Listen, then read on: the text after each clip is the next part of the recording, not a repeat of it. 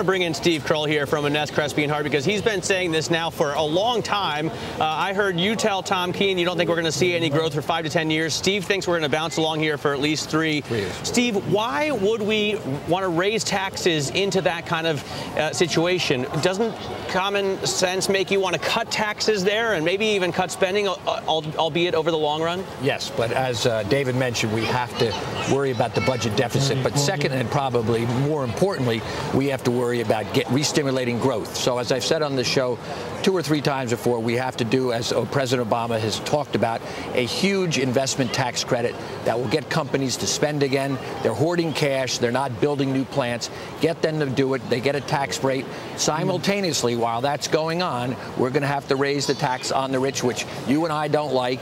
It's a problem, but we have to do it. I would not raise the taxes on people under $200,000, and it's going to take, I don't think 5 to 10 years, but at least 3 or 4 years to work out of this problem. David, what do you think of President Obama's investment tax credit proposition? I really disagree with that. The problem today is not that taxes are too high. That's not the reason business is not investing. The reason is that we've got massive overcapacity that came out of the boom of the last decade. Industry is operating in the low 70% utilization. We've got really millions of small businesses that don't even really have customers anymore.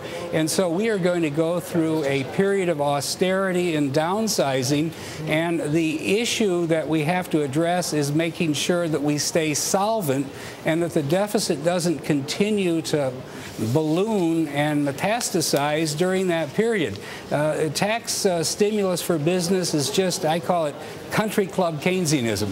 Right. In other words, it's just another way of adding to the deficit without really addressing the problem of the economy.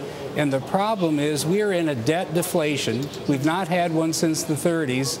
And most of the recipes that we're getting for fixing it are wrong because they don't address the real problem. Steve, I know you want to jump in and ask David a question. Yes, I looked at DuPont and Dow Chemical. I looked at their CapEx programs for the last 3 years, and all of them were running about $1.5 to $2 billion. And under the president's proposal, these companies could save probably in a tax rebate almost 100% of their net income. So if they have something on the docket for 2012, moving it forward to 2011, to me would start to stimulate employment and growth, and it would be something permanent rather than just buying votes with the stimulus plan. Well, so I take a little bit different. Yeah, but I would respond. It would be no different than cash for clunkers or the housing credit. It would move maybe it'd be very different. Cash for clunkers, think so. You buy a car, and a cash for clunkers, you buy a car, you buy a washing machine.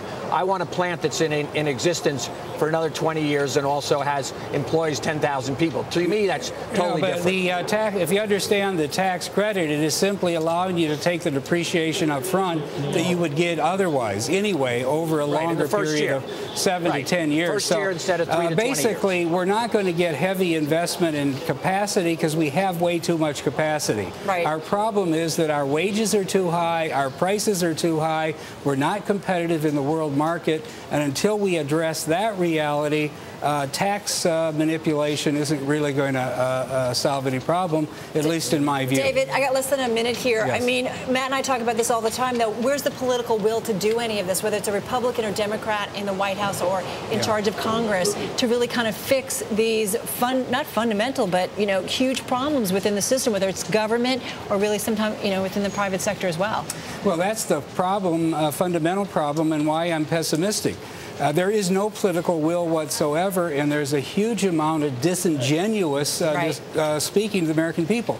We have a president who said, I'm not going to cut Social Security or any other safety net spending, and 98% of the taxpayers won't have a tax increase, just 2%. You can't solve a fiscal problem that way. Okay. And the Republicans have been faking for 30 years. They don't want to cut spending either. And I know you say this is all going to end in a day of reckoning for the stock market, so it is rather ominous.